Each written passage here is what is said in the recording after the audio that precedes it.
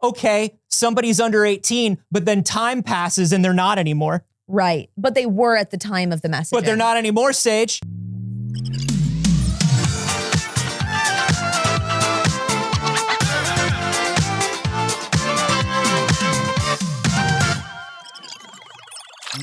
Hello, good morning. Good morning. It's too early. It sure is. Welcome to the first, best, and only morning show in existence. I'm Anthony Carboni. And I'm Saige Ryan. And happy birthday, Dreamcast. Happy birthday, Dreamcast. 25th anniversary of the greatest console to ever do it. Can you believe that we made the greatest console of all time in 1999 and we are chasing that high to this very day? Every one of us. Can you believe that? All appreciators of video games feel the same way about that. Unbelievable. Look, I don't want to come across like I don't love the Dreamcast. No, you don't. I love the Dreamcast. It's great. Yeah, it's an amazing system. I wouldn't say I love the Dreamcast like Anthony does, because I wouldn't say anyone does. That would be absurd. That's true. Not even Sega loves it as much as I do. Honestly, you could stop in the middle. Not even Sega loves it, period. They did tweet this morning, though. Aw. They did say it's 25th anniversary of the Dreamcast. They didn't call it its birthday. No. Disrespect. No, because here's the thing. The Sega Twitter is not good. Okay. The Sonic Twitter is good. Fantastic. Fabulous. And amazing. I feel like what we need is the Sonic accounts to tweet about Sonic Adventure right now. Yes. That's what the world needs. That's what the world truly needs. The world needs now is Jet Set Radio. All right, we have a whole lot of show for you. And it's today. all Dreamcast related. It's shockingly not all Dreamcast Every single story is Dreamcast related. Honestly, it's unfortunate that it isn't, because there's other news. And the other news mostly ain't good news. All right? We're going to talk about DrDisrespect coming back to the internet. Sure. We might even have a special comment, a special kind of interview, a little comment from it. Yeah. We we got a little bit of a exclusive for you. You know how we get those exclusives. So we're gonna talk about Beetlejuice. I've got non-spoilery thoughts coming up from it. Sequel to my favorite movie of all time. We're gonna talk a little bit about what could make that Minecraft movie work. I don't know. Maybe talk about GTA 6. GTA 6. We're gonna talk about. We got some Silent Hill 2. But most importantly, we're gonna kick it off with this very important video. Alex, my screen, please. Anthony did not get this approved. You don't need to approve art. This is the official launch commercial for the Dreamcast. It's a great commercial. It's an amazing commercial. It's an amazing commercial.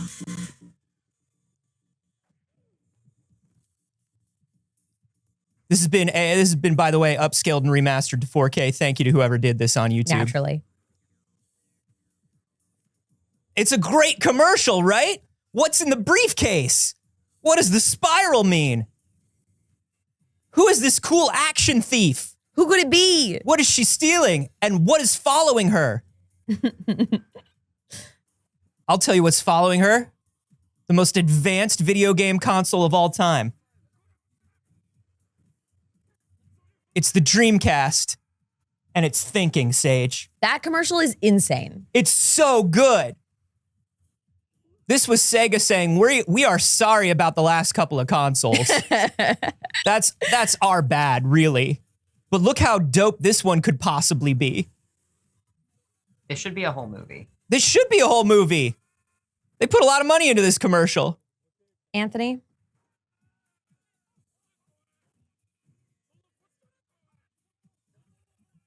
Yeah. There it is. That's great. There he is. There's our boy. Inside of it, all of your favorite Dreamcast characters that you all know and love. Every single one of them. Anthony, I don't usually do this. You know this about me. I'll reference having been a child actor, but we don't dive into that, right? Yeah. But I want you to know something. I did a commercial for the Leapfrog when I was a child, the handheld gaming console, the Leapfrog. Oh my God, I loved the Leapfrog. That is very clearly heavily inspired by that commercial, and I didn't discover it until this moment. Would you like to see it? I would. Here we go, everybody. This is on my screen. Never in my life have I showed She never child shares actor stuff Saige. like this. But that's me on the left. Small child Saige. That's not you in the middle? That's not me in the middle. Okay. Okay, that's me, left. And it is very clearly heavily inspired by the release of the Dreamcast. This is like 2000. Just as impressive, maybe? really. Just as impressive, really. This has to be maybe 2004. I'll say this, even the Dreamcast one, like this is also just because The Matrix, Spy Kids, Yes. like all of that other stuff. But I do appreciate that they're the tip of the hat to the Dreamcast there. Very clearly heavily inspired. By the way, we're not going to talk too in depth about it, but you are in one of my favorite movies, and I figured out who you are. Okay, anyways. And it's one of my favorite lines in the movie. Oh, no. All right, anyways. Everybody, we're moving on. We're moving on. What's your favorite Dreamcast game? Let's start. Of course, the Dreamcast launch on September 9th, 1999. An amazing lineup, Saige. Not just Sonic Adventure. What else? But of course, Pen Triicelon. Of course. The famous game that we all know and love, Pen Triicelon. Yeah. We all know, of course, the Sega Sports classics that came out. You had your NBA, your NFL. Of course. You we all know. You had your Super Magnetic Neo, which we all remember. I mean, this is a banger launch. Yeah. What's your favorite Dreamcast launch title, everybody? This is all we're talking about today. Infinite Corpse, appreciate that. Said it's Tim Waltz's favorite game console. It's true. It's true. Tim Waltz is probably celebrating today, taking a little break from the campaign. Hey, Tim. Game recognized game. That's a good place for us to move. He's a big Crazy Taxi guy. Yeah. Which was also definitely my most played game on the Dreamcast. It's a great game. People on the Dreamcast subreddit in the Dreamcast community, which I am an active member of course, did find there's somebody who has Tim Walz's Dreamcast. Yeah. He gave it to a student. Yeah, that's right. And the student has it. That's and he's very like, sweet. Yeah, it's here. And he would just play Crazy Taxi all the time. Yeah. He's like, his Crazy Taxi save is insane. Awesome. Fabulous. Also, good morning, Alex. You've never played the Dreamcast. I have not played the Dreamcast, but I'm hoping at some point very soon I will be able to. I'm streaming it all day today. Come on over, play some Dreamcast. Yeah. Anthony's got to make it happen. Woo. Y'all, let's get into some more news. I'm not going to say start the news. That was news. That was news. It's the biggest news of the day. And we'll come back to it throughout the show. We will? Yeah. Okay. There's probably a lot more to talk about. Let's talk about Beetlejuice. Whoa. Beetlejuice? Beetlejuice.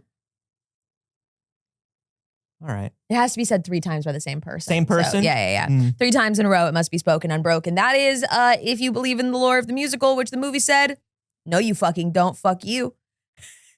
Very interesting choice there. Alfred Miller, Miles Goff, and Tim Burton said, never heard of it. Weird choice, in my opinion. Listen, we're not going to give any spoilers for the Beetlejuice movie here. We are going to talk about the opening weekend that we just had. 110 million. 110 million, second best opening ever in September. The marketing for this movie has been insane. Pervasive. It has been everywhere. It is inescapable. We are inundated. Like, it is truly like every elevator has the poster on it. Every billboard, Beetlejuice. Every advertisement I get online, Beetlejuice. Well, here's the thing that they understand. Yeah. They understand that this movie should do well. They want the movie to do well. But above and beyond that, they really understand how much, like, goth is having a moment. Yeah. Goth is having a mainstream moment. Goth is so back, I guess. And Beetlejuice is, and the black and white stripy Henry Selick look is a lifestyle brand now. And they're like, man, Hot Topic's been eating our lunch for 40 years. Yeah. It's time to get in here. Sure. And make it, because I think it's like, I honestly think for Warner Brothers, it's way less about the movie and way more about the lifestyle brand. Yeah, I could see that, honestly. I went to the Beetlejuice experience. It was super cute and fun. They have one in LA right now. It's like an immersive thing, kind of, but mostly it's like a little photo op museum. Yeah. Super adorable. But like, did you get some good ones?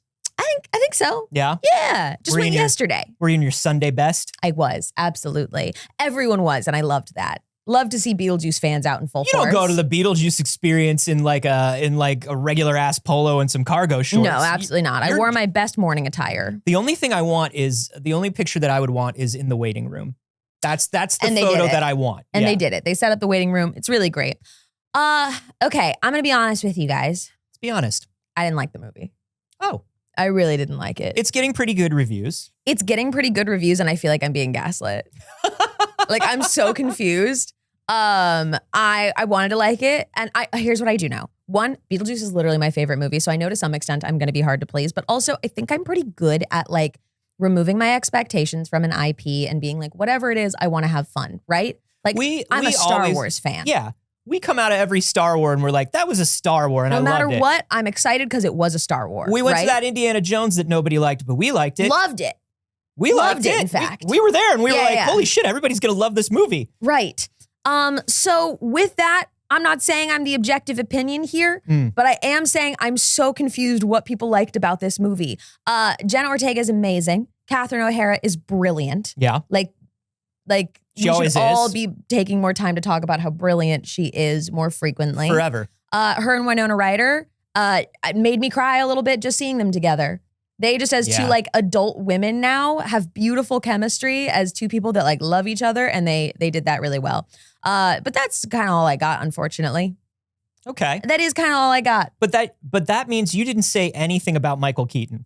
Oh, you know what? He was Beetlejuice. It was fine. I don't think it was Michael Keaton's performance. I think I just didn't feel like acknowledging any of the men in the movie, if I'm honest. Fair. I just feel like they didn't write the women to be super strong characters, and we have to acknowledge how hard those actors were working because they weren't well-written characters. You know what I mean?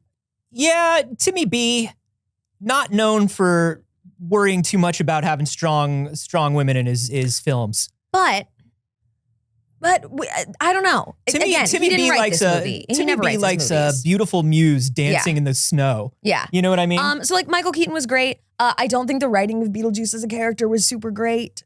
I don't think that was excellent. I think that the writing of the movie was structured incredibly strangely. And I feel like everything that got set up and you were like, oh, this is going to be a problem was actually not a problem. Were there a lot of cool looking freaky little guys though? Not enough. No. Wow. There really wasn't. Like there was guys, but it was kind of like, yeah, okay. You know what I mean? I don't know. I don't think the underworld was weird enough. I think that like it was a challenge that everybody's been talking about that we knew this was going to be up against, which is like that was a low budget weird little movie and this is a mega budget studio film, and like it's really hard to recapture how wonky it all was and had to be, and like part of the charm of it. So like I get that, but you can definitely feel it in the little guys all throughout the afterlife, where it doesn't feel as strange and unusual, I guess. Yeah. It wasn't really for me. I'm sorry to report that. I really wanted to love it. You know this. I love Beetlejuice. Beetlejuice is a solid 20% of my personality as a general concept.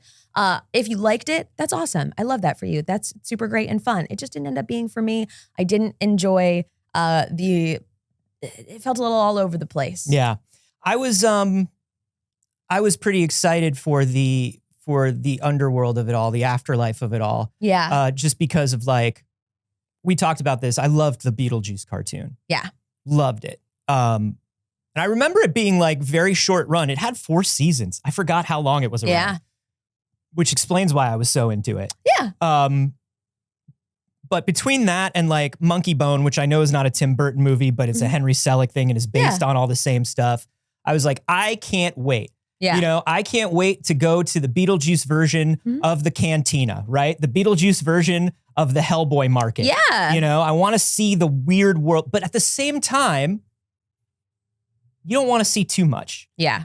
I think that's one advantage that the first movie being budgeted like a comedy really had, is like, we're going to show you a little bit of the afterlife, and then you can imagine what the rest of it must look like. Yeah. And it's probably going to be cooler in your imagination.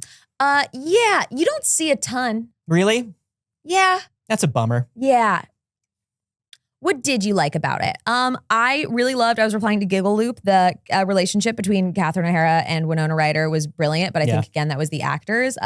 Also, having watched a lot of the press leading up to it, like, you can just tell these women love each other so much. Oh. It's so beautiful that, like, there's really something there. Winona really Ryder magic.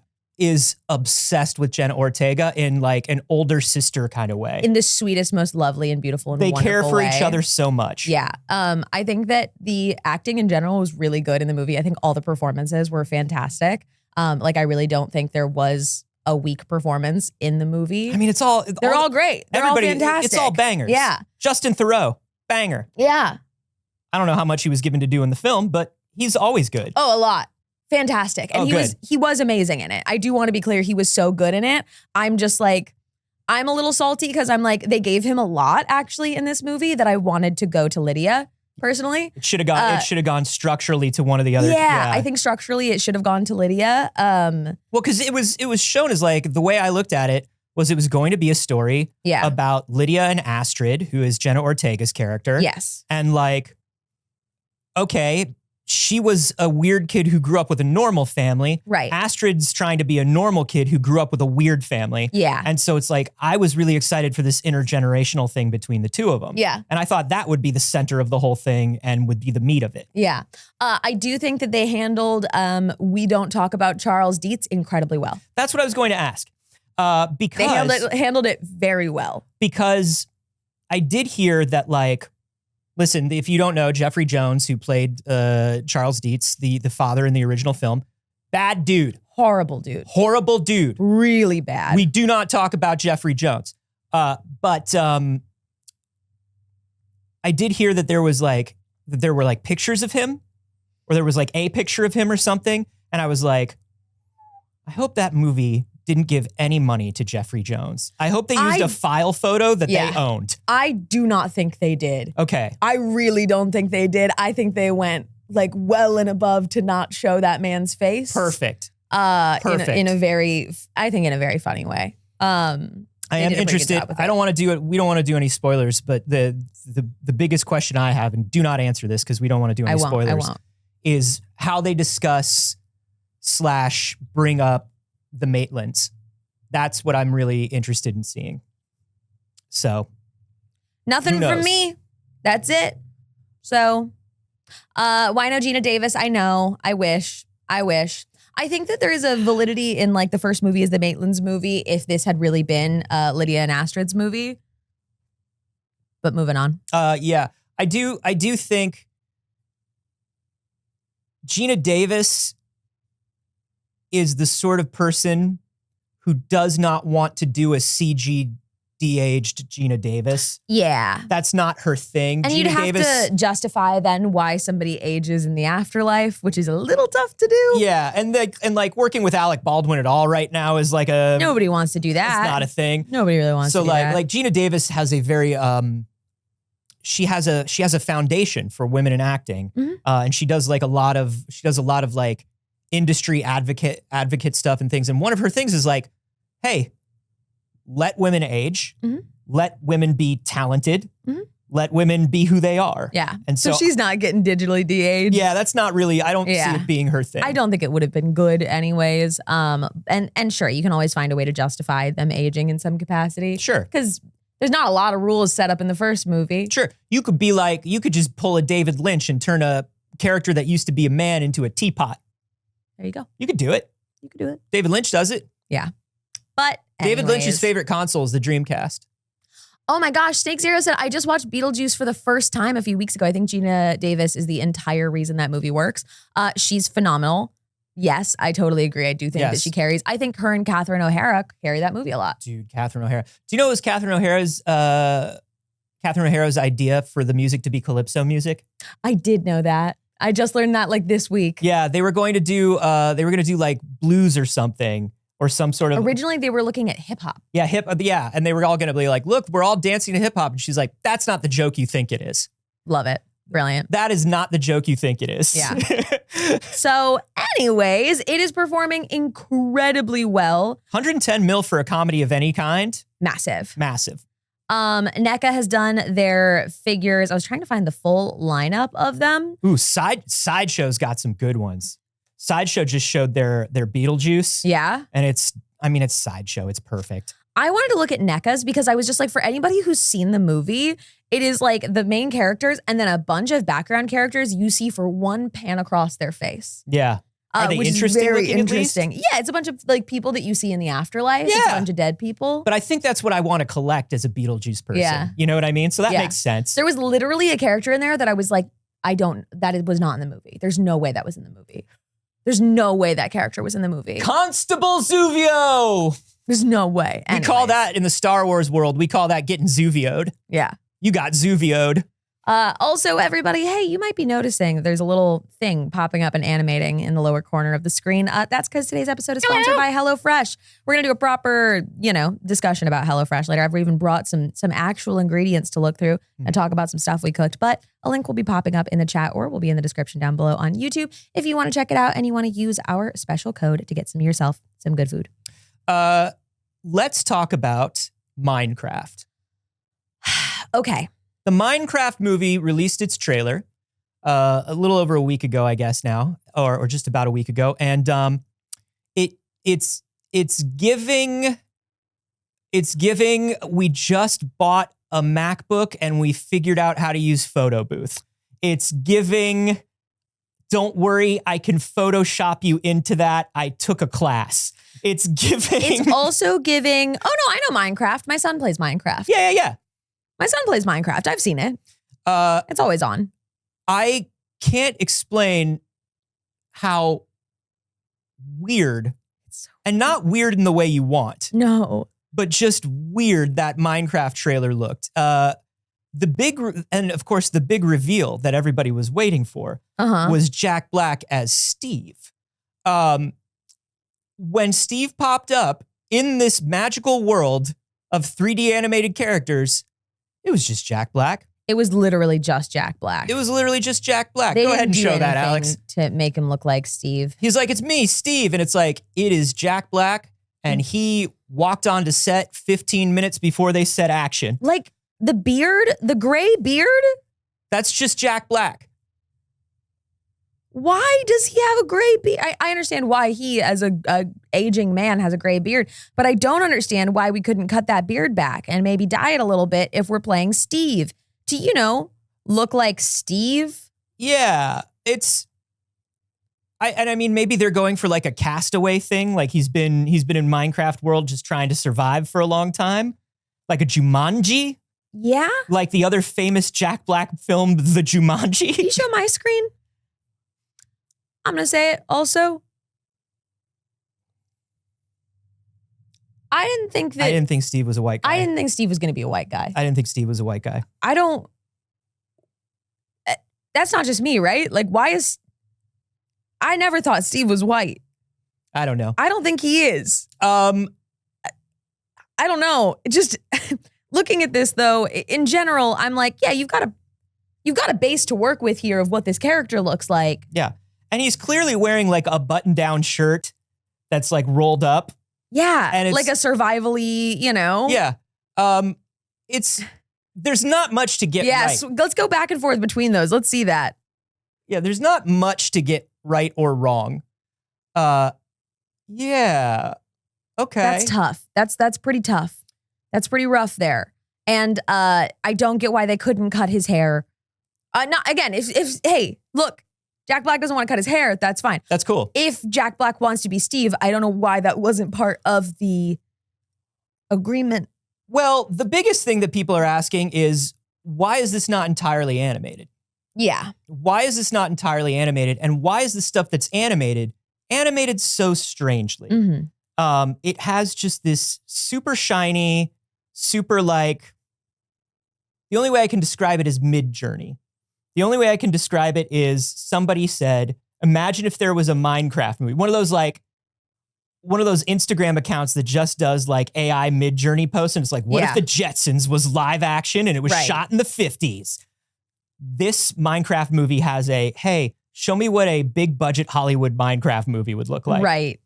I was like counting fingies in that trailer. It's a tough trailer, honestly, you guys. It's a tough trailer. It's a really tough trailer. I actually didn't watch it until I went to go see Beetlejuice and I saw it in theaters. Because I had seen everybody's reaction to it and I was like, oh, it's going to be bad. I'll get to it later. And I saw it in theaters and I sat there like, no way. People liked it? No. No, I okay. meant no way this is real. Oh, okay. No way this is the Minecraft movie. I was like, I wonder what the general reaction is. But it turns out we know what the general reaction is. The Minecraft movie has over 1 million dislikes on YouTube. The trailer is disliked. people are not having a great time. I really don't have anything positive to say about this trailer. But somebody thought maybe they could make it better, and they were right. Whoa, Minecraft, hire this man. Whoa, Minecraft, hire this man. On Twitter, a user who goes by, hold on. I clicked on the wrong link that I put in here for myself. It's very good, but I'll come back to that later. Wait, I think my link got replaced in there. That's why. Okay, well, my link's gone. Anyway, somebody remade the trailer animated, and it's a lot better. They made the entire thing in the style of the actual Minecraft game, and it's like infinitely better. Yeah, if you can click directly onto that tweet so we can show it. I think we can watch the... Is it this one? I don't know. I can't see what you're looking at. I saw it on Twitter. He's got it. Okay, great. Yeah, we can like skip around a little bit on that. I would say probably no audio because we really don't want to get this video taken down. See, that's the thing. They go through the portal. It's okay if they're humans. They go through the portal. They turn into little blocky guys. Yeah. That's the thing. Because Minecraft. Honestly, the only real difference I'm seeing, I mean, look, obviously it's animated with the actual Minecraft blocks and textures. Mm-hmm. All right, but the biggest difference is they're just little blocky guys, and it made it 100 times better. It did. So in that, if you want to go and watch it, we'll link it in the Discord. They used the actual audio track from the trailer and just animated it, and it's so much better. They did still make Steve White in that. I guess they were trying to make it so it was Jack Black. Yeah. But that I makes agree. sense. Steve is weird that they made Steve White. The other thing that was weird is like they made creepers fuzzy. Why are the creepers fuzzy? They made them furry when I always thought that they were like lizardy zombie-ish types. Yeah. You know, like. We all did. You can tell we all did because all of the reactions are like, what the fuck? Everything. It's so strange. And somebody just asked in the live studio audience if we can Sonic movie this thing with our reaction. And I think we might. I think we might see at least like a, I mean, those look like fairly final, those shots, but the movie's not coming out until April 4th. So those might be the only finished shots so far. But I would be shocked if they didn't try to put a new coat of paint on it based on the reaction. Yeah, if it doesn't get Sonic'd. But the people are confused about just what the hell this is. People are mad at the writing of it, which is wild when you only have a trailer. Yeah. But the writing does seem bad in the trailer. The writing is like... The lines are cheesy and weird and don't seem like anybody who's ever played Minecraft. Do you know what it feels like? It feels like Target is having a Minecraft clothing collaboration. Yeah. And they hired celebrities to do the commercial. Yeah. It feels like, whoa, we're in the world of Minecraft. Yep. Do you know what the Minecraft movie should have been? Like what the reference point should have been? What's that? Lego movies. Lego movie. Like you can do this in the weird style of all of your, you know what I mean? Like, oh, this doesn't look like human people. You can do it. It should be like the Lego movies. The Lego movies do an incredible job, and they use Lego like people use Minecraft as like a canvas, right? I can understand them not wanting it to look exactly like the Lego movies, but it doesn't have to look exactly like it. But they have their own animation style to do it. I'm not saying look like the Lego movies. I know what you're saying. I'm saying like they don't have to make it exactly like the Lego movie, but it does have to look like the Lego movie looked like a kid was playing with Lego, which is what was happening. And felt like it and was written like it and it's good. And then they were able to do all of these other Lego movies since they were able to do like Lego Batman, right? The way they do the Lego games, because that's how people use Minecraft too. They were able to do our favorite Lego movie, Ninjago. Here's another screenshot from the trailer that I really like, that I actually think looks pretty good. Yeah, this is the only part of the trailer I enjoyed. I think this one looks pretty good. Yeah. Do we get a video of Cheetan knocking that thing over? It's just a photo from Cheetan. Dang. Just a photo from Cheetan. Dang, Cheetan. We'll show Cheetan whenever we can. Yeah. So there you go. That's the Minecraft movie trailer. Hey, while we're talking about movie adaptations, a really good movie adaptation, a classic movie adaptation, is the Ron Jeremy God. Super Mario Brothers I was like, porn. that can't be the setup for what I think you're about to talk about. Ron Jeremy, back in the 80s, made 2 Super Mario Brothers porn movies called adult films called Super Hornio Brothers. Now, here's the thing.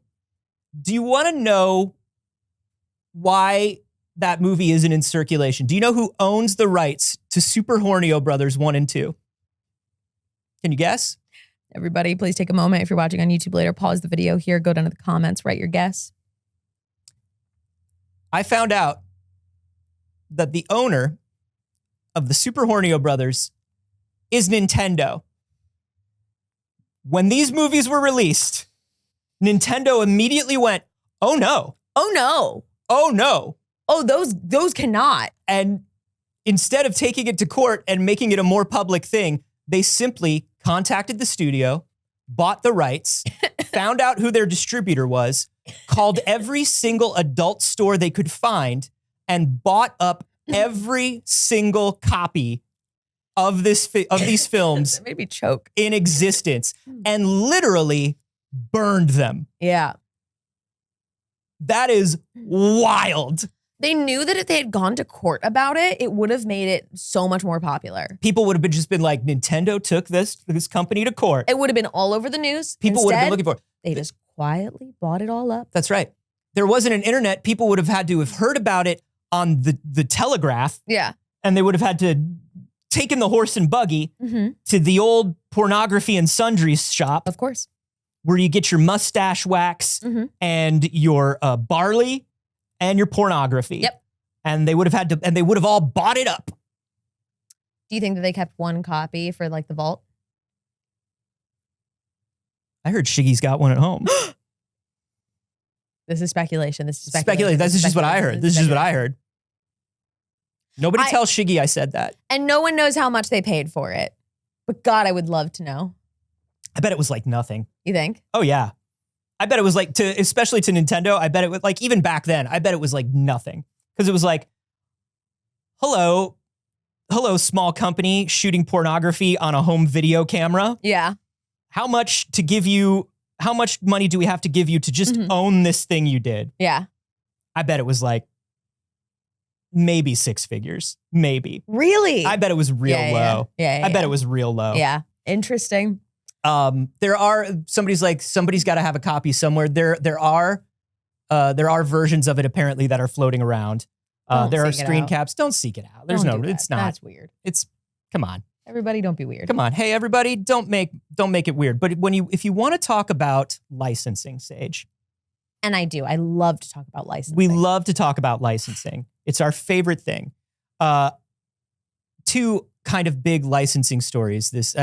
Boy, the kids love licensing. God, really? I mean, everybody was waiting. They were like, when are they going to talk about licensing? every time we're putting together the run a show, we end up looking back at all the stories we pulled and we're like, okay. We've got like half licensing here. We got to cut a few. We got to cut. But like some weeks we're just like, remember what YouTube always says, 30% of your content should be about licensing. That's just, the algorithm just loves it. But no, the licensing thing, Rockstar is of course working on GTA 6.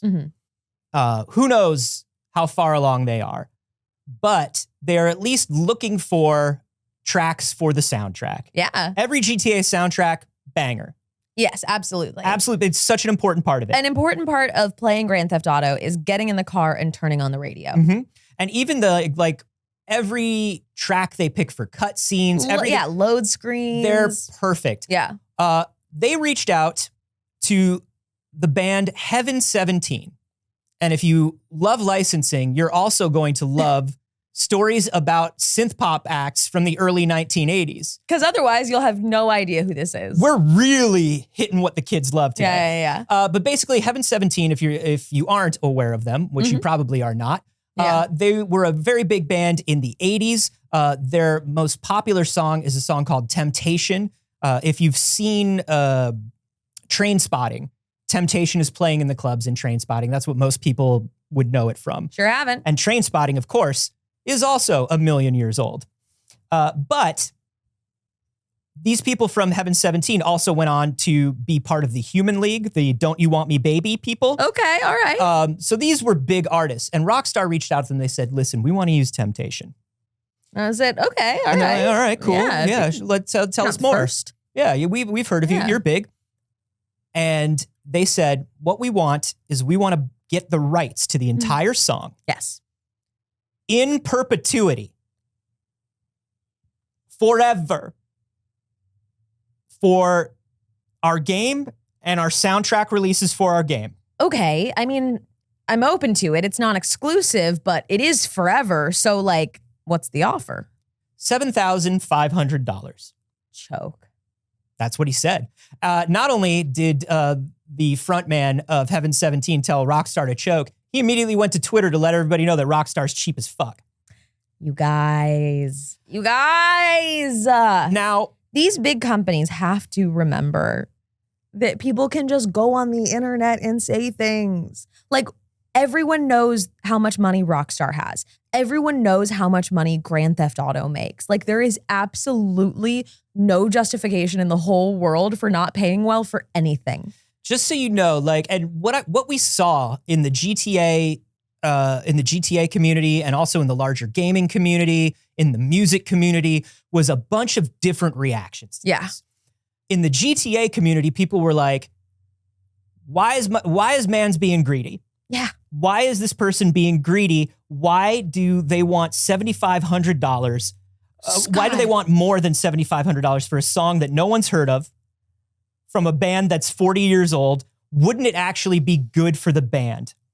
These kids, people who normally, when they see their favorite TikTok creators or something do a branded thing, they go, yes, get the bag, get paid, get what you're worth. Yeah. Saw this guy go, $7,500 isn't enough. And they went, greed! Greed is ruining our game.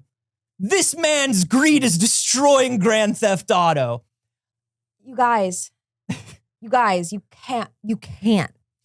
cannot simp for Rockstar. I need you to not lick Rockstar boots, you weirdos.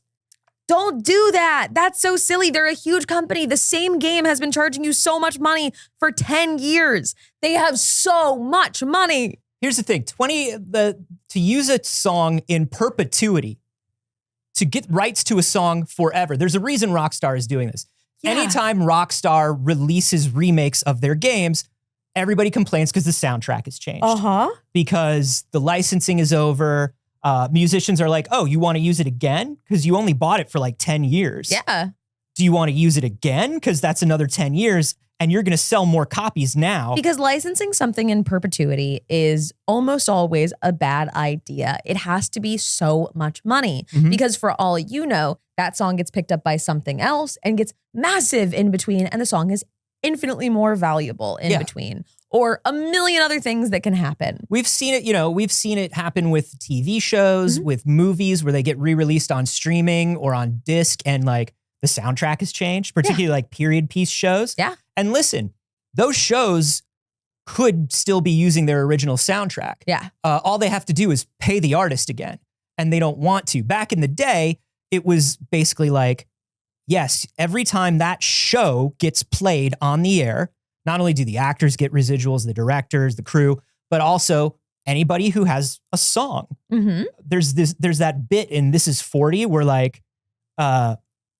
Billy Joe Armstrong is talking to I forget who, but they're talking about it's two big rock stars and they're talking about how excited they are that one of their songs is being used in Glee. And they're like, oh yeah, man, Glee, that's amazing. Good check. That's a good check because it would be. Yeah. To say $7,500, that's like to use my song in a local regional commercial that's not being even played nationwide. Yeah.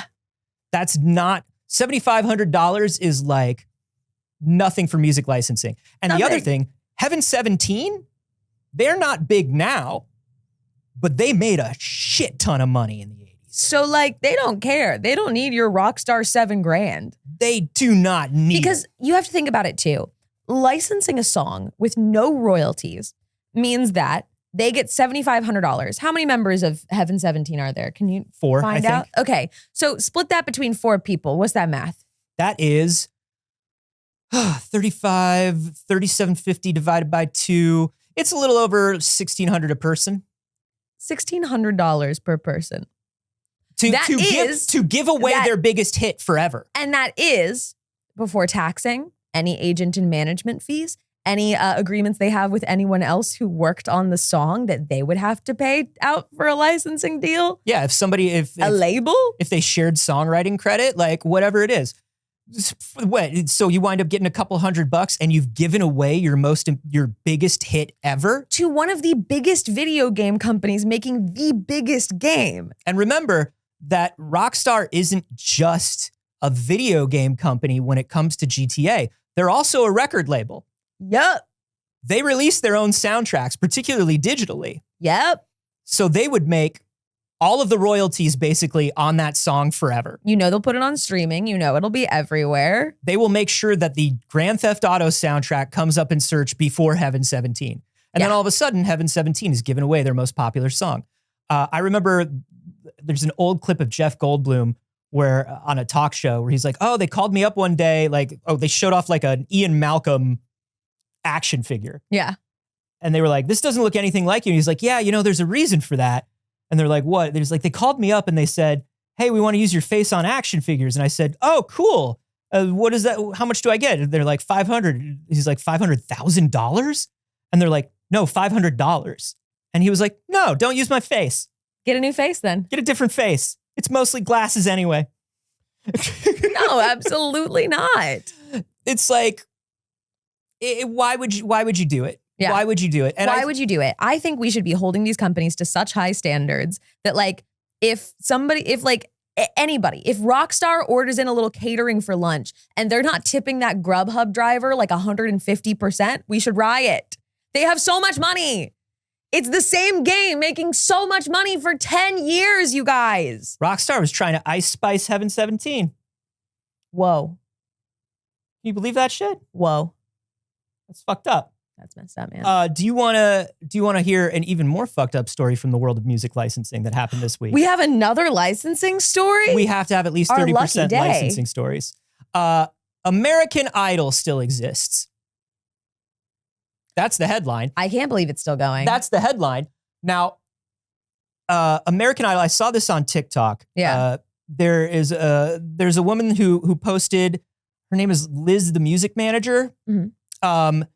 And she is married to an artist who was approached by American Idol to use one of his songs. Yeah. American Idol wrote in, hey, this is what we want. Yeah. You can show it without audio, Alex. Let's show a little bit of her thing. They said they wanted to use his song.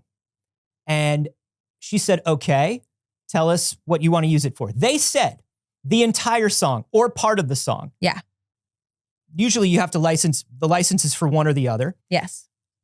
Any part of the song, however we want, not just on American Idol, on broadcast in America for a year, but 3 years worldwide. Yeah. We want to use it on every American Idol podcast if we want to have at least the opportunity to. Yeah. We want to have the rights to use it in advertising. And we wanted the right to use it live on Good Morning America and Live with Kelly and Mark. And she said, okay, how much? Pause it, Alex. How much live studio audience do you think? YouTube? How much? Now, again, this is not like, oh, a contestant is going to sing their own version of this song. This is like they're using it during montages and stuff mostly. That's going to be the song that's playing while they're doing things. Well, I have a theory. I have a theory about that. I have a theory, but that's what she says in the video. Yeah. In the video, she talks about how they're going to play it over like auditions week and all of that and stuff like that. Yeah. They're doing it for across the board. Yeah. For everything. So it's not just a contestant's song. It's like everything. All right. We got a lot of guesses. A lot of guesses. We got 2,000. We got 17 million is what they should offer. 11 pizzas. $500. No. $500. No. And you had the same thing going on in the comments where people were like, but doesn't this is the insidious thing that I think the music industry has done, is the music industry has really made it feel to people who don't know what's going on that anytime the song is played, they get money, and anytime the song is played, it's exposure to sell more songs to get more money. That's not how it works. And she asked her husband, she said, hey, at any time that a song has been used, have you seen, like in a commercial on TV, have you seen streaming numbers go up? And you hear him yell from off camera, no, never. And he is lucky, Stephen Bishop is lucky, this is the artist. He happens to own his catalog, which is very rare. Yes. He had a big song and he used the money to buy his catalog because awesome. His record label thought he would never write a big song again. Yeah. He had a very long career afterwards. Great. So because he owns his music, he's allowed to turn that down. Whereas a record company might be like, call it 1,000 and we'll do it. You know what I mean? Yeah. Like they might do it. If you're wondering what the song is, it's a song from like 70s, 80s, but I bet you've heard it. It is? Yeah.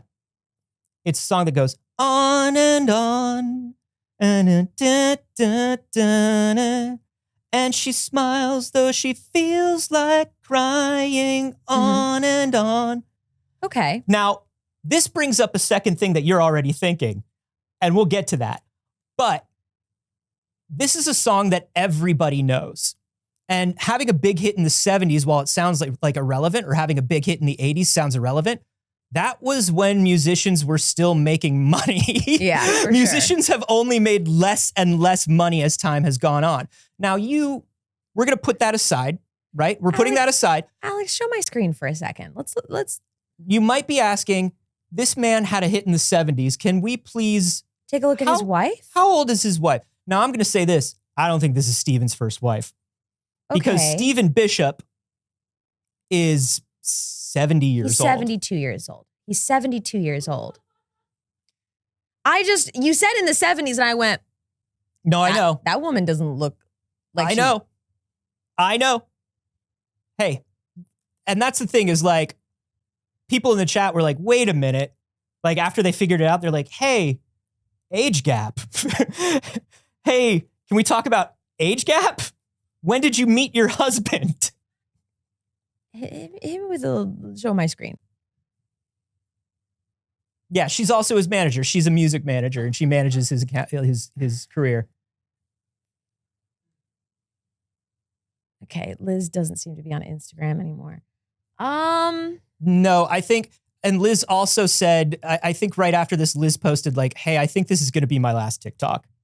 Yeah. I think Liz was like, I don't think I want to talk anymore about this. Yeah. Because did everybody just look at you and go, wait a minute, is your husband 70s? Is he in his 70s? People did start doing the math, yes. Because that's immediately what I did. I Yeah. didn't know who this guy was. And then you're like, yeah, big hit in the 70s. And I was like, That's the big reveal.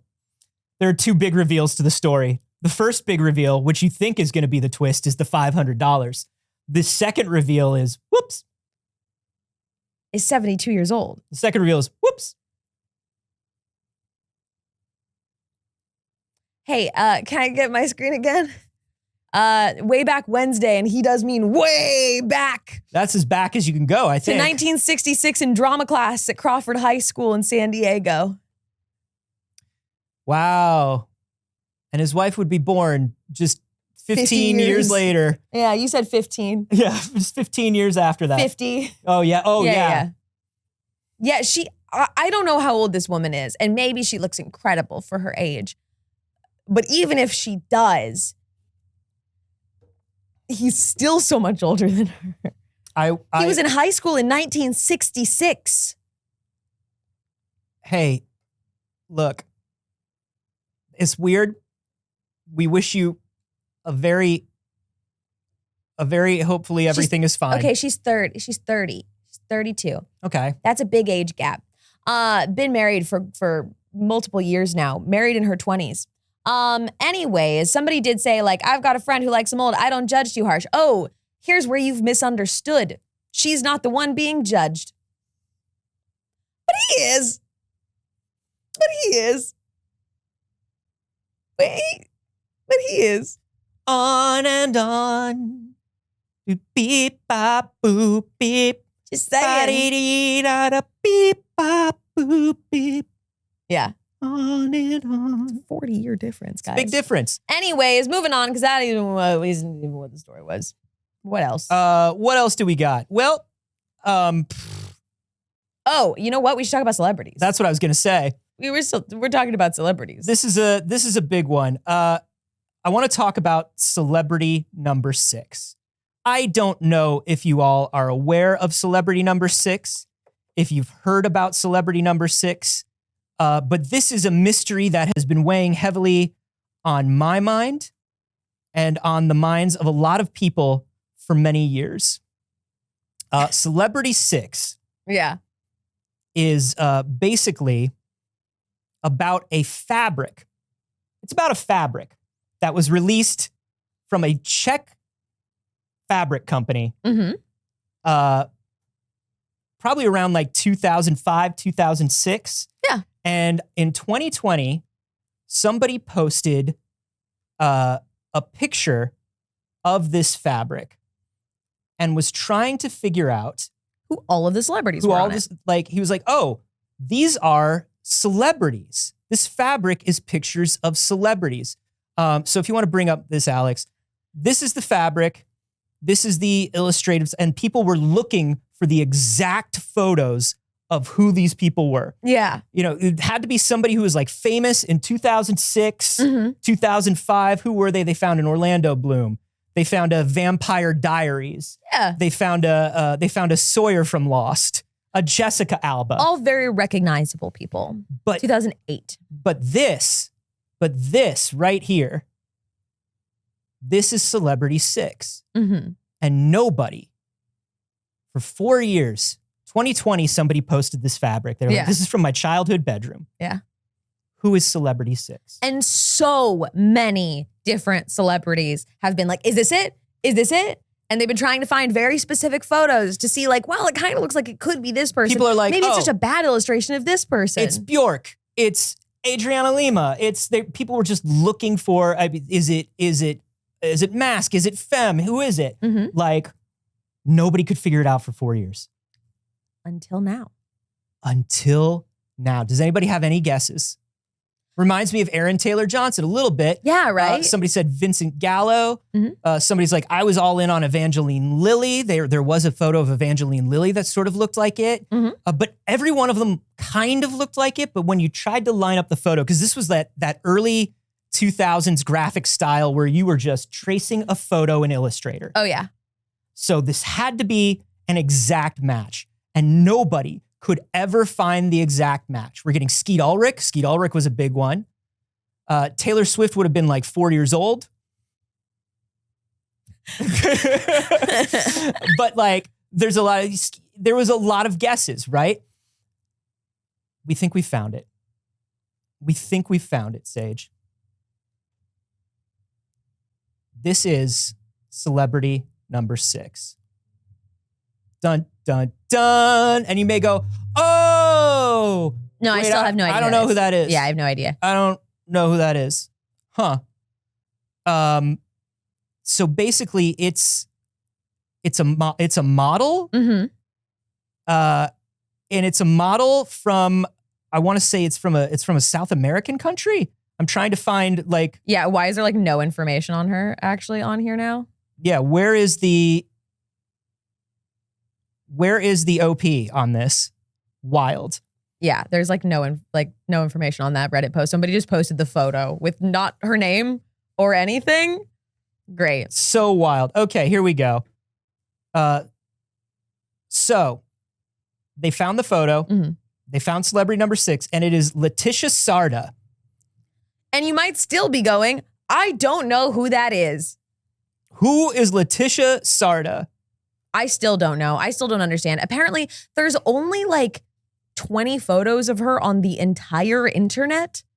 And this is one of them. Which is so wild because everybody else on this fabric was like number one, it was a very America-centric fabric. Yeah, like a lot of American celebrities or celebrities that were known for work that they did in America. And they were all pretty much known worldwide. Yeah. So why Letitia Sarda? Yeah. Who is Letitia Sarda? A model, I guess. And this is a photo from a very specific photo shoot. And it really does seem like whoever was making this maybe was just a real big personal fan. That's what I'm thinking. I was like, was this just somebody that the artist really loved? Maybe? Loved one of her 20 photos? I guess. It essentially, a lot of her photos have been lost media too. So people found one photo from her photo shoot and had to reach out to the photographer that took it to get the rest of the photo shoot to find the exact photo that was used for this fabric. Yeah, so I found the original one. Reddit's full of people reposting cross-posting. But this was by a photographer named Leandra Escarel. It was taken in Spain, and it was part of a magazine supplement for a magazine called Spanish Woman Magazine, number 162. Okay. It's really weird. He emailed. He's like, "Hey, do you recognize this?" It's like, "Yeah, that's one of the photographs I took for Woman Magazine with Letitia. I don't know who used this image without authorization to use it on that fabric." And it's like, well, it's too late now, buddy. That was 20 years ago. Yeah. So they definitely found it. He sent over, the photographer sent over copies of the magazine. It's like, here it is. People were like, is this AI? Is this AI? It has been run through checks. People have looked at it. And based on that, plus the email and the fact that this is a real magazine that exists, everybody's like, no, it's not AI. That's her. That's her. She's in the same shirt. She's got her hair done the same. Like, it matches. When you put it up against the fabric, it matches. But this explains why the mystery couldn't be solved for so long. Because she isn't particularly famous. We were looking for people of the same level of renown in 2006. As Jessica Alba. What? Bless you. Thank you. We're in the back rooms, gang. I saw it and I was like, why do I feel like it's still not right? I see the photo side by side and I'm like, yeah, that's totally that photo. And I'm right there with you. I am, but it feels wrong. It feels like it doesn't make sense. It does have that thing of like the fake end of the mystery movie where it all wraps up so cleanly. And you're like, but there's something gnawing at the detective. It's me. I'm the detective. It's you. And something is gnawing at me. Something's gnawing at you and you're going, but why? It's because it doesn't fit the pattern. It's clearly the photo, but it doesn't fit the pattern. Not at all. You put a Letitia, what's her name, up against Orlando Bloom? A 2006 post Will Turner, post Lord of the Rings Legolas? No way. But I guess, I don't know. It's all very strange to me. It is weird that the photo wasn't online. The exact photo from the photo shoot was not online. They found a similar photo from the photo shoot and had to request it. Was that specific photo even in the magazine? Yes. That one was in the magazine. Yes. He says, yes, I recognize that photo from the magazine. Now, I will give it that. You know those those shirts that people always post from like Japan that are like bad English translations that are just like, wife love potatoes and stupid guy next to me, you know what I mean? And you're like, yeah, that's awesome. That's great. Sure. Yeah. And you can like always find them on like either websites where they have a bunch of shirts. You swan, he frog. Exactly. A lot of Chinese t-shirts that are just bad translations and we love them. We eat them up.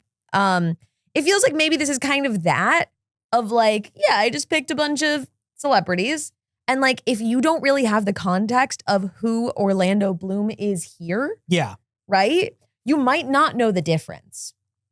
But that's the crux of the difference is that we all know who Orlando Bloom is. But that's what I'm saying is they might like, yeah, you know Orlando Bloom is famous here. But you know what I mean? Like you might not know the difference between somebody in a magazine and Orlando Bloom if That's, If you I mean, didn't- I guess. Right? Like if it's an American celebrity and you're not in the US. Sure, but this is an artist in the Czech Republic Yeah. with a Spanish magazine and US magazines. Like, I feel like this Yeah, person. got one of our magazines. I feel like this person knew. Because, like, you know what Lost is in 2006. You know what Lord of the Rings is in 2006. And you know how big those things are. I don't know. You know? I don't know. This isn't an artist / hermit Sure. living at the top of a mountain. Could be. Could be. We don't know. That's true. We haven't looked into the artist. Yeah, Giggle Loop is reaffirming your earlier theory where it was like, that's just one for them. Yeah. One for them. That's what's their favorite. That's we one didn't for really them. show, we only showed the one that had the images in it. So really quick, this is the fabric itself. I'm showing it on my screen here because we only showed the one that people had like added photos into. There we go. That's the fabric. And some of them are like really like, I can pick off Vampire Diaries and Jessica Alba. But it's also like, it's not a lot of celebrities. Like it repeats very fast. Oh, oops. Minimized. There we go. Yeah. It's only Like it's like 9 celebrities repeating or something. Yeah, it's not a lot. And she made the list. That was her. And she looks great. She does. It's a great photo. Honestly, great textile work. I'm just so confused.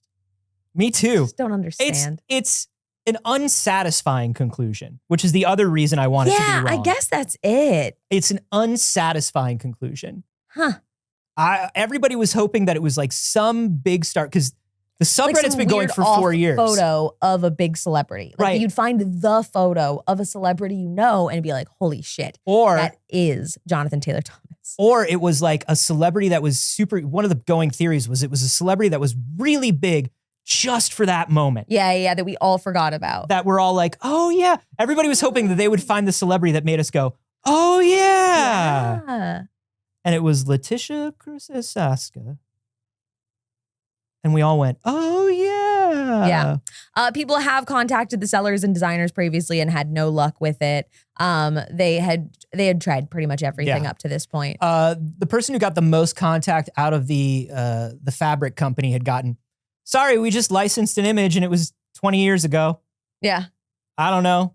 It's like, and they were like, could you maybe look? And they're like, yeah, I mean, I guess we wouldn't have anything about it though. And then they looked and they were like, I was right. We don't have anything. We don't have anything. Yeah. Absolutely wild. Anyways. So that's the mystery. Somebody even searched all photos taken by the other photographers on the piece of fabric to be like, oh, well, if you were licensing maybe from a specific photographer, looked at every one of their photos between 1900 and 2008. 1900's that's a stretch. Yeah. I think that would have been a stretch. But they were willing. And you know what? Is it a much larger stretch Yeah. than who it turned out to be, I guess? Yeah. If it had been somebody really famous from like 1957, I think it would have been a more satisfying conclusion. Right.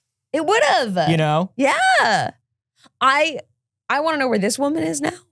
I want to hear an interview with her. Yeah. Of being like, oh, hey, I didn't know about celebrity number 6. I would have told you if I had known I was celebrity number 6. I'm sorry. Do you know how many reporters have been digging for Clamoring. her email? Clamoring to find this woman. There are going to be 18 pieces on this by tomorrow. She's going to be walking down the street and somebody is like going to have been wandering her city to be like, I finally found you. Celebrity number 6. Come with me. You're the only one who can save the world. Please, I need this exclusive. Fascinating. Absolutely I love fascinating. little internet mysteries. Yeah. I truly do. It's great. And I just love that everybody got so obsessed over such a minor thing. Yeah. Makes me happy. You know what I love, Anthony? What do you love? Good food. Hey, that's a quick transition to the sponsor of today's show, Hello Fresh, y'all. It's really nice. It's a real big bonus for me when we get a sponsor of the show. It feeds me. It's really great. I am not good at cooking. I know that about myself. I'm not somebody who's adventurous in cooking. And most cooking for me, as somebody who eats very plain and cautiously, usually just cooking doesn't feel worth it. And I made one of these meals the other night and I felt so proud of myself.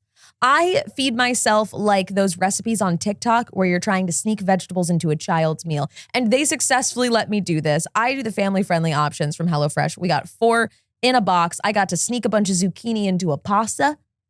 It was great. Did I you had a close your secret eyes vegetable. did you close your eyes on yourself so you didn't see yourself doing it? Yeah. It was delicious. I have loved all of the HelloFresh meals I've ever made. They've been absolutely fantastic. It is portion ingredients, so it's not as wasteful. Everything is super fast. Most of the meals are in 20 minutes or less, and that is like genuinely accurate. I say as somebody who, again, I don't really cook. I'm a one item in one device kind of cook, unfortunately. But I did multiple things. I was chopping and cutting, and I didn't have to do very much because it was pre-portioned, which was really, really nice. I have one of the bags with me. Hold on. I realize I cannot reach it from my seat properly. Hold on. Just a moment. Okay, I'm gonna, look, it comes all in a bag. They separate out the meat, and then you just get this, and it's like a little lunchbox in your refrigerator. You open it up, and it has all of the ingredients you need in the prepackaged. My thing that I love is I always think to myself, it would be wonderful if I could go to the grocery store and just buy the amount that I need. Yeah. If you're 1 to 2 people in a household, it's so wasteful most of the time. I buy things that 1 go to bad 2 in my people. ingredients. All my ingredients go bad. Where it's like, oh yeah. This recipe calls for an onion. Yeah. But it calls for this much of an onion. And I'm like, well, what am I gonna do with this whole onion? I'm sitting here holding an onion like a fool. Yeah. Like a fool. Like a fool. It had 1 clove of garlic because it was all I needed. And I didn't have to be like, what am I doing with the rest old of this saying, garlic going bad in my kitchen? Now you are the onion fool. Yeah. This one is for what? Let me see what this meal was. Hold on. Not was, is. This one is big batch soy sesame chicken and broccoli. Hey, those are all things even I can eat. Flannel Fry says, are the recipes easy? They're extremely easy. Look at me. I made it.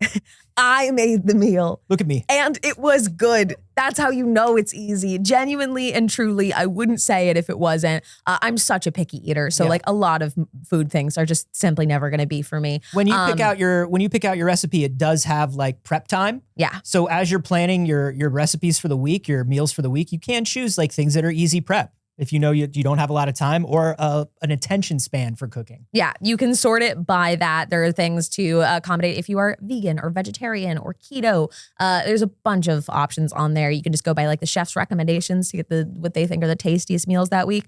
I do family friendly. And I'm a big fan of that. They have a kids meal and Saige orders it. It's me. I love a kids meal. You can use our link and code that is popping up in chat or in the description down below. You will get money off of your order. That's right. You'll get free breakfasty things. It's really great. You get little extras.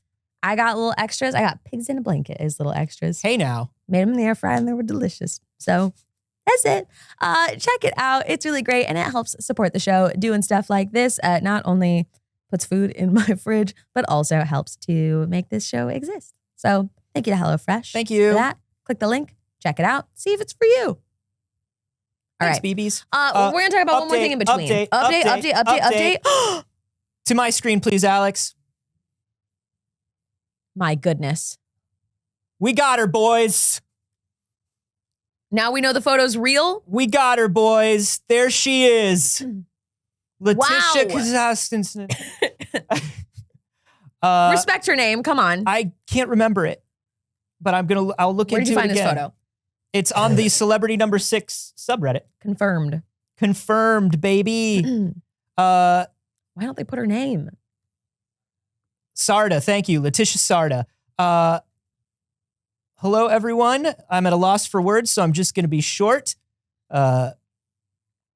So this is one of the people who mods the subreddit. Okay. But they're like, hey, do not contact Letitia regarding this anymore. She has millions of messages already. Yep. It's confirmed. We're going to be in contact with her and we're going to ask her a bunch of stuff. We're going to get all the answers to all the questions everybody has. Thank you to everybody. Thank you. And mostly they said, thank you to Indigo Room, the user who tracked down this photographer in this photo, for finding the photo. I'm so sorry how people treated you, because you know how the internet do. Aw. People were like, this is a lie. This is AI. You're a liar. Yeah. You're the worst. You're clout chasing. And it's like, dude, this is a community of people looking for this answer. And somebody from the community found the answer. What are we mad about? Yeah. Somebody did point out that because of the photo that she's holding up, which is not as cropped in as the photo that was posted, you can see the full outfit and suggested it as a Halloween costume. Clever. Celebrity number 6, probably going to be a pretty good Halloween costume this year. It's a very good one. Yeah, And it's right? an easy one, too. Yeah, really good, really easy. Strong. And also, once a babe, always a babe. She looks great. She looks the same as the photo. Yeah, exactly the same. So we know it's real. And we know everyone should probably leave this woman alone. I'm glad that they are trying to like put all of the answers in one place so people can stop harassing this woman Yeah. about being on a fabric in 2008 that she probably didn't even know she was on. God, I am wondering what's going through her head. Like, to all of a sudden be bombarded by the entire internet. It's always a weird experience. Yeah. Always a weird experience. But yeah, there you go, everybody. Celebrity number 6 found. All right. I think now would probably be a good time to take a quick BRB because we have a little more to talk about. We're going to get into the return of DrDisrespect coming back to the internet after some very serious allegations and some very serious admission of guilt from himself on his Twitch ban. But we have a little exclusive for you. So That's right. We'll see you in just a sec. Don't go anywhere. DrDisrespect, aka Guy Beam, has had some very serious allegations leveraged against him by a former Twitch employee. This was a few months ago, though, so you probably heard about it. You may have heard us talk about it. And then DrDisrespect made his own initial statement in which he says, did I send messages to a minor? Did they? Lean, inappropriate. Yes. Okay. But did I do anything illegal? No. Which you may have thought could be the dumbest response he could possibly make in his current situation. But he spent 4 months going over it with his team, considering, looking across the entire internet at content creator apologies and thought, no, I can top that. With us today, Guy Beam, aka DrDisrespect. The doctor is in. They call me 2 times. You know why they call me 2 times, Saige? Why? Because that's how many times I've been banned from every single platform. Now, Guy, Doc, would you prefer? It's the doc. That's right. Do I have to say the every time? You can also call me 2 time. You know why they call me 2 time? I don't want to call you 2 times. Because that's how many nights a week my wife makes me sleep on the couch. Now, this man who has gone viral multiple times for cheating on his wife, for throwing scissors, for streaming I didn't live throw scissors. from a men's Why bathroom. are people saying I threw scissors? Did I unintentionally handle some scissors? Sure. Did those scissors go from here to somewhere else? Sure. Mm-hmm.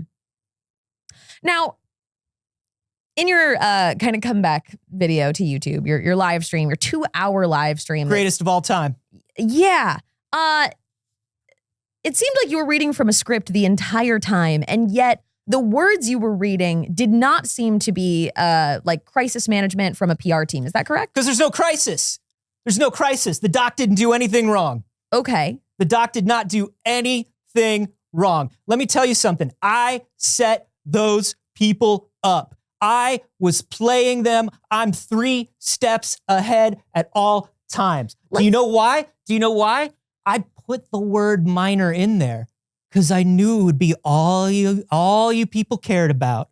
I knew it would be all you people cared about if I put the word minor in there, and you did. You took the bait. So you took the bait. So are you saying it wasn't a minor that you were messaging with? Ka-chow. You can't say it wasn't a minor that you were messaging with, though. No.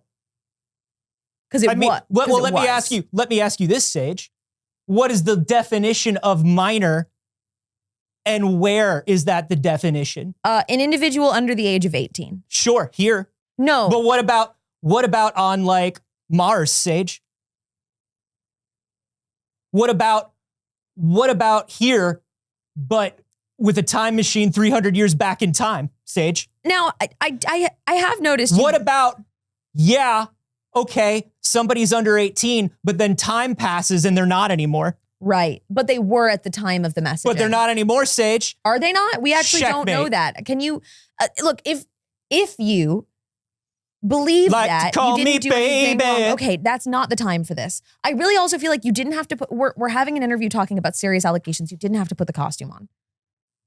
No, this is like Batman. Guy Beam is the costume. Okay.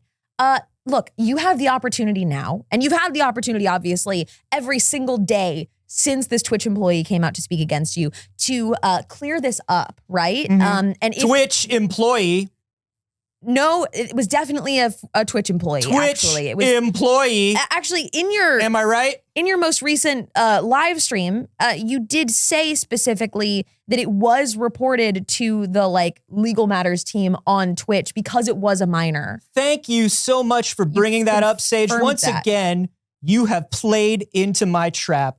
You folks, you're so foolish. You're always trying to catch the doc, but the doc has been catching you in his web the whole time. Okay. Let me tell you this, Saige. If something I did was illegal, then why am I not in prison wearing one of those stripy jumpsuits? Well, Saige, if what I did was wrong, why am I not arrested? well, there's a lot in between morally incorrect and illegal, actually. And I think that's kind of what people are having trouble with from your videos and your statements so far, is that you do seem to even admit and agree yourself that it was morally wrong. Depending, yeah. But your defense continually leverages on it not being illegal. Sure. Now, Twitch as a company and its terms of service does not, you don't have to have done something illegal to be banned from Twitch. It's not illegal to show my feet, but it is bannable offense on Twitch. So you show feet? You show feet? See? People are showing feet and the doc's getting banned? No, because we're not Let me tell you banned. something. Let me tell you something, Saige. They banned the doc. They banned the doc. But do you know what? They didn't ban other people. They didn't ban other people. Ted Bundy wasn't banned from Twitch. Ted Bundy is wasn't banned from Twitch. not on Twitch. Lizzie Borden is still These are allowed dead people. to stream on Twitch. That's not correct. These are dead people. Did we ever catch Coney? Is Coney allowed on Twitch? I don't. See? I don't. And think so if you're I not don't- going to ban them, why would you ban the doc? Aruga.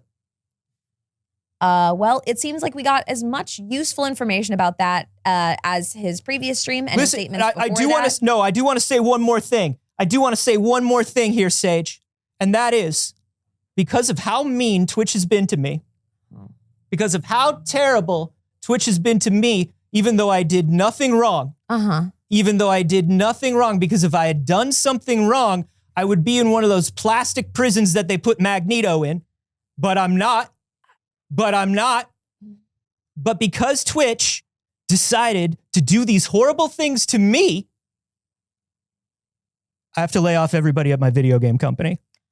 But that's not on me. That's on Twitch having a vendetta against me. Do you not think that that was because you were sending explicit messages to a minor potentially? You are so obsessed with these explicit messages I sent to a minor. You have to get over it. Right, you said it. Guys, like that's You have to get heard over that he it. said If there was anything wrong with it, Saige, I would be at the center of the earth with little animated guys with horns on their heads poking me in my behind with pitchforks. But I'm not. So I must be a good person. I anticipate that hell will be holding a place until you can meet again. Do you have anything else that you'd like the people to know? I don't feel like you've delivered any information as of yet. So if you'd like to give one, and I'm telling you again, you have one more chance to make an actual statement, to actually put the rumors to rest. You could tell us that it wasn't a minor. Okay, you want me to say something serious? You want me to be actually serious? I would love if we could get an actual statement, truthful. You want me to make a real statement? Okay, I would like it to be truthful. This is my camera. This is your camera right here, but please do be truthful in this. Bazinga. All right, we'll be right back. That went about as well as I expected, unfortunately. For those who are not caught up on it, that was also pretty much the tone of the live stream that he did as his return. It was 2 hours of him yelling at the camera, saying people don't understand the definition of sexting and that legally his messages did not fall into that. Yeah. And as we all know, if you are not legally wrong, you can't be wrong in any other way. And I think that's a good place to end the show. Everybody, thank you so much for joining us. Thank you for spending your morning with us. Of course, we do this show every Monday and Friday. It's live on Twitch at 9 a.m. Pacific if you're watching on YouTube later. If you are watching on YouTube, be sure to like the video, leave a comment, let us know what you thought of any of the things that we talked about today. We love it and we appreciate it, and it helps us out a ton too. You can even hit that little bell, get notified. I assume you're already subscribed by this point. You would have to be. You would have to be. So you can hit that little bell, get notified every time we post a new video here. If you watch on Twitch and you haven't gone over to subscribe to Pixel Pop yet, it would be very cool if you did. Yep. You know where else you could go? Maybe our Discord. Maybe our Discord. It's totally free. The link is in the description or popping up in chat right now. So you can click that. You can suggest stories you'd like to see us talk about. It's also a great place to hang out with like-minded BBs. You know, another great place to go, Saige? Patreon. Patreon.com/Pixel Circus. Could that possibly be it? You get a bonus clip from this show every week. You get bonus clips from other shows. We recorded some very fun talkbacks from some recent RPG stuff that we're shooting. You get behind the scenes. You get early updates and access. There's lots of good stuff over there. And you can do a free trial right now to see if it's something you're into. Yeah. Check it out. Happy birthday, Dreamcast. Anthony. Happy birthday to the Sega Dreamcast. I mean, that's a great time for you to tell us what you're going to be doing next. Oh, sure. This afternoon, I will be on twitch.tv/Anthony Carboni, probably around 1 or 2 o'clock until the wee hours of the latest of late nights, which is probably around 8 or 9. Ooh. Playing what I'm calling Dreamcast B-sides and rarities. I have some unreleased stuff. I have some stuff that was previously untranslated. I have a series of horror movies that were made specifically to be played on a Dreamcast and are not available anywhere else. Ooh, that's fun. Just translated into English. We're going to watch some of those. Twitch.tv/Anthony Carboni. I want to see that. Yeah. That's cool. Come see it. All right, maybe. Everybody, you can She find doesn't me. really. I what? I She doesn't really. I do. You can find me everywhere on the internet at Not Saige and here on this channel all the time. How about you, Alex? Hello, hello. I'm Alex. You can find me on Twitter at Alder_Mancy or on Instagram at Alex Teplitz, and I'm also here all the time. Woo! We're going to go through and we're going to thank everyone that supported us here directly on Twitch during the show because we appreciate it so very much. You make our little independent network possible. You can say a big thank you to, wow, I got, my reading got stumped immediately. Osisi or Osisai. Hi, I'm sorry. I'm not good at reading, but thank you so much for the Prime sub. Thank you for being here today. Thank you for choosing to support the channel. Thank you to Obi for gifting that sub. Much appreciated. Thank you, Cordy. Hi, Cordy. Cordy got gifted a sub. We love you. Thank you to Vamoose Beezy for 10 months. At 10 months, the big 10. Love y'all. EDV59 says, I hope y'all are celebrating because today's the best day of the year. The day most Walmarts start getting Christmas trees in. No, it's September. It's Dreamcast Day. You know what you did. Thank you for 18 months. Cauldron's Call, thank you for 7 months. We appreciate you. DeBearju522 saying, with 48 months saying, I don't know who Gregory is, but that's 4 of their years. That's good. That's good. Thanks for being here. Cassie Weaver for 44 months said, feels like knockoff Minecraft. Minecraft, if you will. Agreed. Diana Z, thank you so much for 16 months. That's a good chunk of time. The Ben Jack for 20 months said, finally old enough to not be pursued by the doc anymore. Woo! Hey. Hey, Elise with the 19 months saying, morning, babies. Good morning, Elise. We love you. Bordy Girl, thank you for the bits. So appreciated. Skywalker with 33 months saying, no, I do not like you guys. This device keeps telling me I can get out if I resub, and I fall for it every time. I ran out of markers to trace the walls. I'm desperate. You like us. I think you do. Quasi79 Foo for 21 months said, good morning, chat and Alex. Good morning. Old Man Jan with 35 months saying, still here. I wonder why. Because you like us. Obviously. David the Dragon Zine Writer for 42 months. That's a lot of months. Thank you, everybody, for supporting us here on the show. We appreciate it. We love you. And thank you to Saige for getting me my Dreamcast shirt. we'll see you on Friday. Bye, babies.